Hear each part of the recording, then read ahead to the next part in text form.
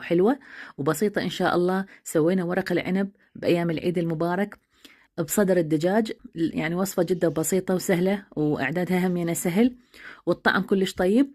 تعالوا يعني تابعونا شلون حنسويها. إذا كنتي أول مرة تشوفيني أتمنى منك إنه تشتركين وتدوسين زر الإعجاب، وأكون أني ممنونة من عندك. هيجي بنات وصفات تكون حلوة وسهلة وسريعة وإعدادها أي سهل، خاصة مو شرط إنه عندك لحم غنم أو لحم بقر، أي لحم الموجود عندك. أنا استخدمت هنا صدر الدجاج. تعالوا شوفوا شلون يعني نسويها.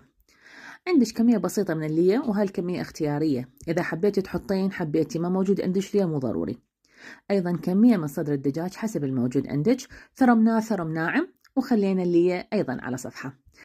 هنا نحزمة من المعدنوس أو باقة معدنوس نقول إحنا بالعراقي، باقة كاملة مغسولة ونظيفة وتثرميها. أيضا باقة